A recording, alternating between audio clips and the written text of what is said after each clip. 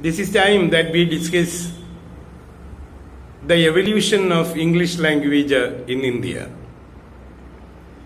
Very recently, UGC has added their syllabus with the area of the evolution of English language in India as their sixth module. UGC actually gave us a broad syllabus. There are no authors prescribed by UGC, and no textbooks are also prescribed by UGC. The syllabus is broad, and in the sixth module, they have included a study of the evolution of English language in India. And it is in that occasion they have added the area of the post-colonial studies, including new trends in literature. We have already seen the new trends in literature and the area of the post-colonial studies.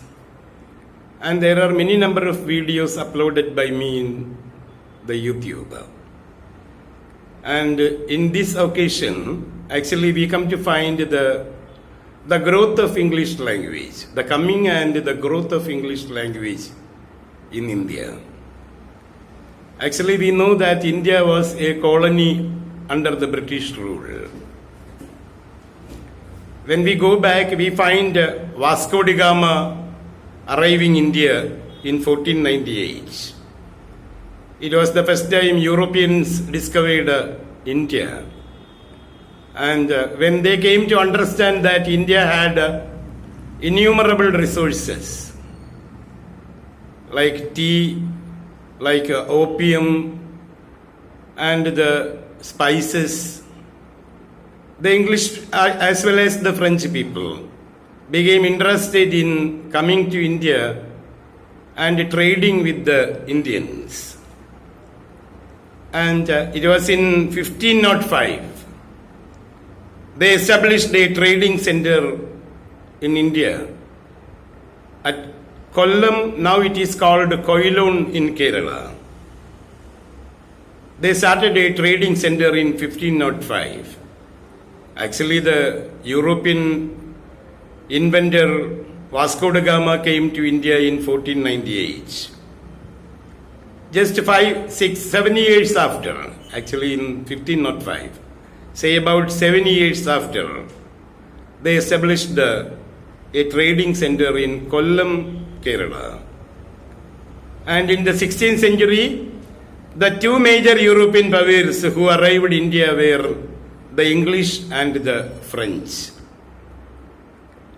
And the English became prominent. And after all, the East India Company was established around the year 1700.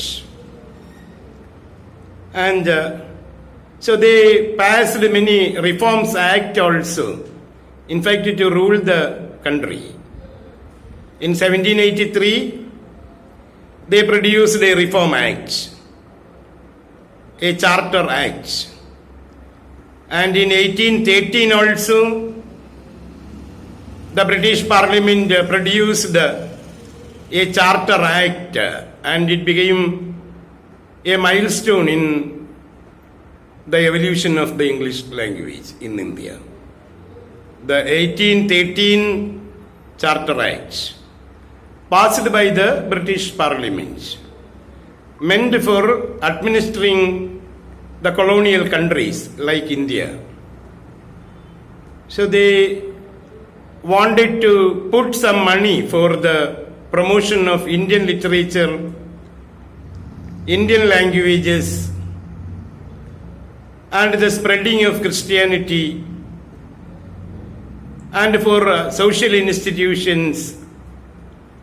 The Charter Act of 1813 provided 1 lakh Indian rupees with the motto of educating the Indian people, making them learn their languages, their literature, and the promotion of their literature, their art, their cultural forms.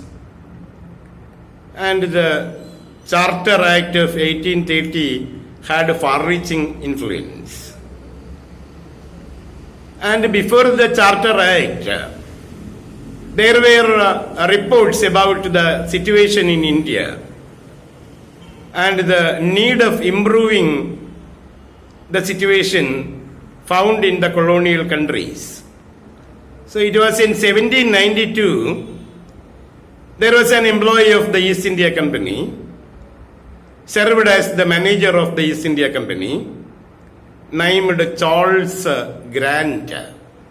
That we have to remember the name of Charles Grant, Grant, Grant. Was an employee of the East India Company, as well as he was a politician and a worker of evangelism who wanted to spread Christianity in India. And for the evangelical work, actually, he understood that the teaching of English seemed very necessary. Actually, English came to India as part of the introduction of Christianity. The Europeans wanted to introduce their religion, Christianity, in India. And for that, they wanted the language English to be taught to the people. And the necessity was first understood by a man named Charles Grant. And he produced a detailed report to the British Parliament. And this actually led to the Charter Act of 1813. Charles Grant produced a pamphlet in the form of a report entitled Observations in the State of Society Among the Asian Subjects of Great Britain. Observations in the state of society, in the position of society among the Asian subjects of Great Britain. It was meant not only for educating the Indian people as well as the people of the various colonial countries. And he produced this report and sent it to the British Parliament. And it led to the Charter Act of 1830. And 1 lakh rupees was offered for the promotion work. And 1 lakh rupees is seemingly a very big amount when the year 1813 is concerned, for promoting the Indian literature, languages, art, architecture, and for the spreading of Christianity and for the teaching of English. So they granted an amount of 1 lakh rupees, the Charter Act of 1813, passed by the British government. So in a near future, Macaulay came to India as one of the important officers of the East India Company. And Macaulay, on reaching India, identified the need of teaching English language to the Indian people. And it was at the time the English were learning Indian languages because they wanted to communicate with the Indians. And for making communication as part of the trade and as part of administering them, because by the time there was the East India Company, the officers tried to learn the various Indian languages, and this seemed very difficult for the British to learn the Indian languages, the Indian vernacular. And it was at the occasion they planned to teach the Indians at least a selected few English language and make them translators for their trade and administrative business. And it was Macaulay, Lord Macaulay, who produced the minutes on Indian education, and it was in 1835. He produced the minute on Indian education. He was actually the president of a group of people meant for studying about the Indian conditions. And he produced the minutes of their meeting, and it turned out to become a minute on Indian education, and it was produced by Lord Macaulay in 1835. And in the minutes, Macaulay wanted English education to be given to Indian people in the place of Urdu, Sanskrit and Persian languages. Replacing these languages, he wanted English to be placed for scientific purposes, for court business, and for all administrative functions. He wanted English to be replaced. So he wanted the Indian languages to be replaced by English, and the teaching must be done for the Indians in teaching English language. And the minutes made by Lord Macaulay was in 1835, that we have to remember the year 1835, and his minute on Indian education. And it was granted by the British Parliament. And in 1838, another European named Trevelyan produced a report on the education of the people of India. And this also paved the way for radical changes in the teaching of English language. And universities were also started in the major towns in India, in Delhi, Calcutta and Madras. They started universities also and included English as part of the curriculum. And we come to find the first graduates in English language and literature was Bankim Chandra Chatterjee. And it is at the same time we have to remember the name of Raja Ram Mohan Rai, who stood for the Indian freedom, wanted to promote English language in India. In fact, to promote communication between the people of the East and West, and to have a view of the development of the world. Raja Ram Mohan Rai understood the need of learning English language, and he stood for the promotion of English language in India. And very interestingly, it was Bankim Chandra Chatterjee who came out with a degree in English. And English teaching started in the various cities in India. And the people of the city and town were made to learn English. And the men from villages also reached the towns and joined for courses in English and became employed in the East India Company. And we come to find the early literature of Indians in English language. And Bankim Chandra Chatterjee's novel Ratmohan's Wife was the first novel produced in English language in the Indian backgrounds.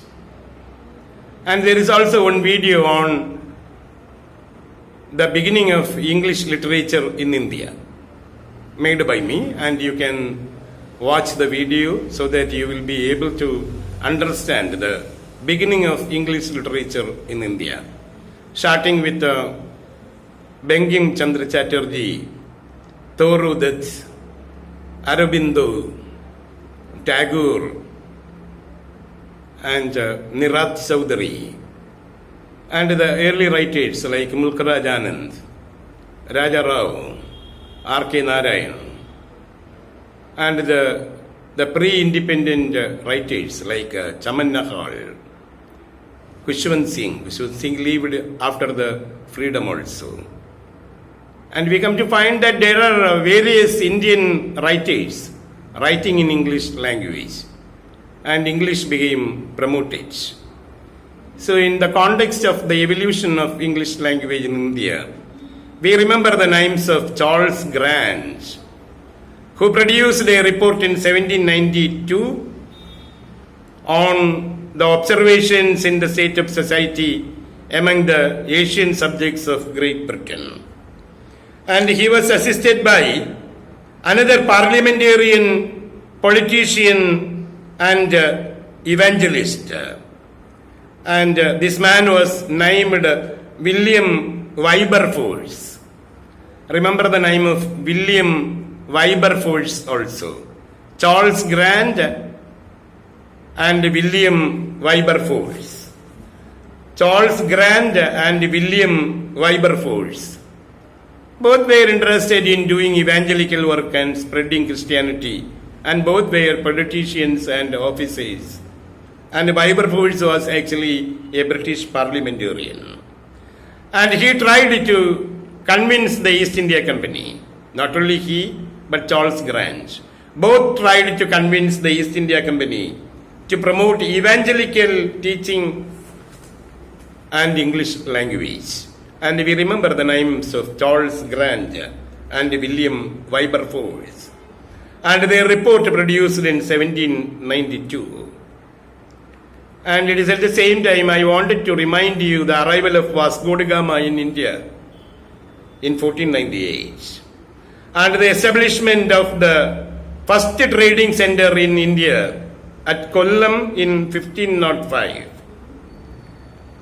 And after all, in 1835, Macaulay came out with his minute on Indian education, and it paved the way for promoting English language in India.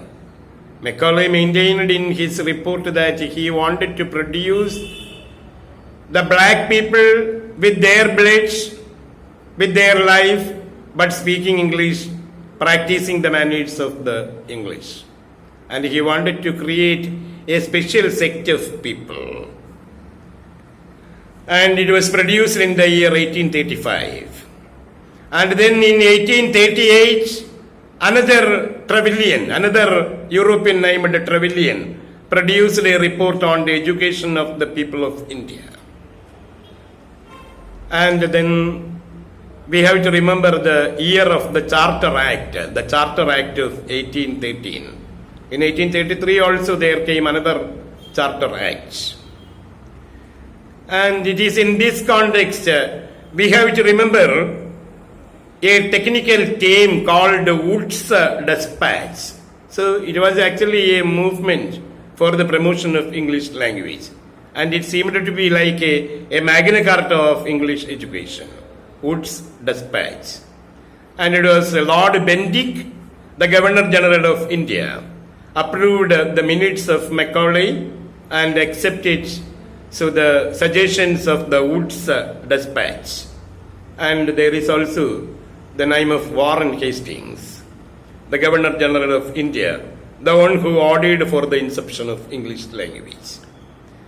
And it is in this context we have to remember a few more details, like the first Indian English newspaper, the first English newspaper in India, and it is called Hickey's Bengal Gazette. Hickey was a European, and he was named James Augustus Hickey. And he brought out the first English newspaper in India, and it is called Hickey's Bengal Gazette. Hickey's spelling Hickeys, Hickey's. And his name was James Augustus Hickey. And he brought out the first English newspaper in 1783. And the first Indian to encourage English learning was Rajaram Mohan Rai. And the other important name is that of Bankim Chandra Chatterjee, and he was the first graduate of English from Calcutta University. And the first dictionary of Indian English. We have to remember the name of the first dictionary of Indian English. It is called Yule, Y-U-L-E. And it was produced by Yule and Brunelli, two people.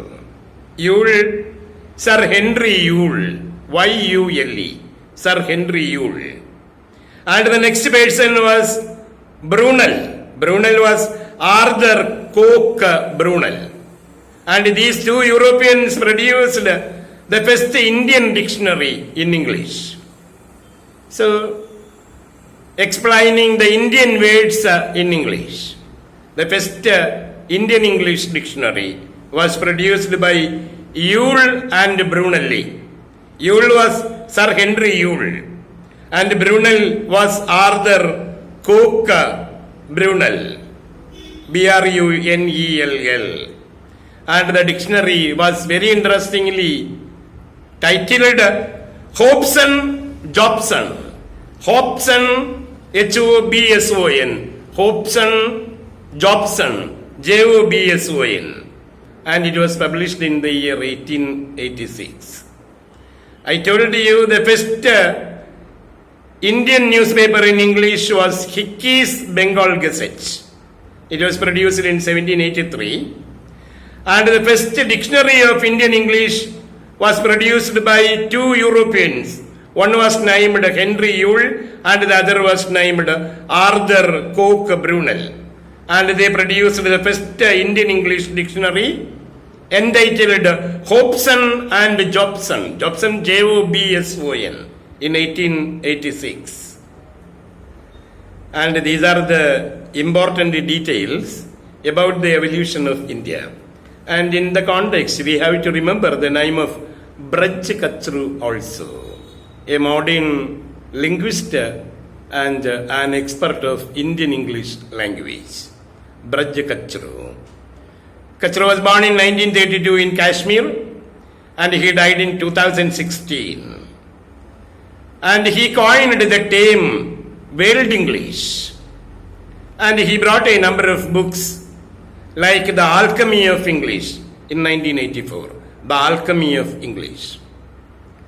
And then another important book, The New Englishes and Old Dictionaries. The New Englishes and Old Dictionaries, 1980. And in 1986, he brought out another book called Power and Politics of English and Braj Kachru. And he is known, very popular for his term, the three circles of English. And in the area of the English language teaching, like English as foreign language, English as secondary language, ESL, EFL, EOSL, and I have produced a video on the teaching of English language, the variety of the English language taught in the various countries, not only in India. And in that area, we have discussed the three circles of English produced by Braj Kachru.